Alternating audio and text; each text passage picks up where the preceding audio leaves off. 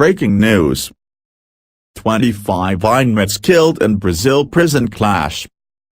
At least 25 inmates died in clashes between two rival factions in a prison in far northern Brazil, the latest episode of violence shaking the country's underfunded and overcrowded prison system.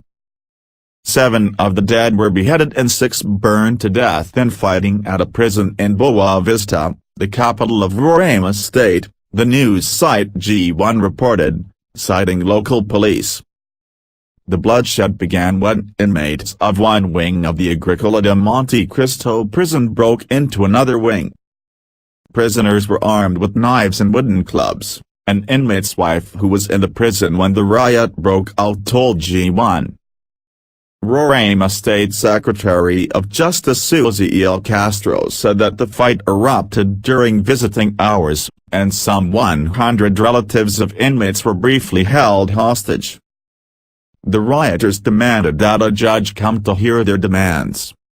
Instead, Special Operations Police stormed the prison, released the hostages and regained control of the site by sundown. All the hostages were released, Castro said, adding that most of them were women. The prison, some 3,400 kilometers, 2,100 miles, northwest of Rio de Janeiro, is in a state that borders Venezuela and Guyana. Violent, overcrowded prisons. Jona Mura, head of the Union of Roraima panel workers, told the Folha de Boa Vista newspaper that the incident is a reflection of the lack of interest from the state government towards the prison system.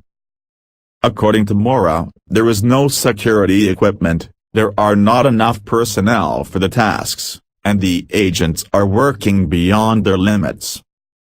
Officials from the coroner's office were in the prison to take out the bodies, the newspaper reported.